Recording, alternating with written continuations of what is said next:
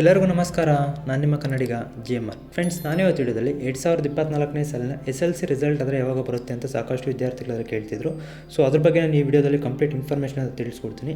SLC board ಕಡೆಯಿಂದ ನಿಮಗೆ official ಆಗಿ ಅನೌನ್ಸ್ ಮಾಡಿದರೆ ಡೇಟ್ ಆದರೆ, ಸೊ ಸಾಕಷ್ಟು ವಿದ್ಯಾರ್ಥಿಗಳಾದರೆ ಕನ್ಫ್ಯೂಷನಲ್ಲಿದ್ದರು. 8ನೇ ತಾರೀಕು ಬರುತ್ತಾ ಅಥವಾ 10ನೇ ತಾರೀಕು ನಿಮಗೆ ರಿಸಲ್ಟ್ ಆದರೆ ಬರುತ್ತೆ ಅಂತ. ಸೊ ಆ ಕನ್ಫ್ಯೂಷನ್ಸ್ಗೆಲ್ಲ ಈಗ ಕ್ಲಾರಿಟಿ ಆದರೆ ಕೊಟ್ಟಿದ್ದಾರೆ.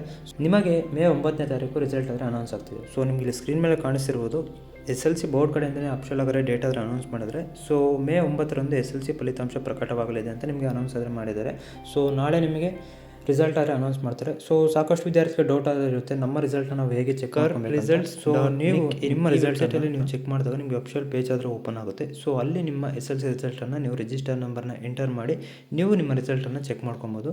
ಸೊ ಎಲ್ಲ ವಿದ್ಯಾರ್ಥಿಗಳಿಗೂ ಈಗ ಡೌಟ್ ಆದರೆ ಕ್ಲಾರಿಫೈ ಆಗಿರುತ್ತೆ. ಸೊ ನಿಮಗೆ ರಿಸಲ್ಟ್ನ ಚೆಕ್ ಮಾಡುವ ಸಮಯದಲ್ಲಿ ನಿಮಗೆ ಈ ರೀತಿ ಪೇಜ್ ಆದರೆ ಓಪನ್ ಆಗುತ್ತೆ. ಸೊ ಇಲ್ಲಿ ನಿಮಗೆ ನಾಳೆ SLC ರಿಸಲ್ಟ್ ಆದರೆ ವಿಸಿಬಲ್ ಆಗುತ್ತೆ. ಸೊ ಎಲ್ಲ ವಿದ್ಯಾರ್ಥಿಗಳು ನಿಮ್ಮ ರಿಜಿಸ್ಟರ್ ನಂಬರ್ನ ಎಂಟರ್ ಮಾಡಿ ನಿಮ್ಮ ರಿಸಲ್ಟ್ ಆದರೆ ಚೆಕ್ ಮಾಡ್ಕೊಳ್ಳಿ.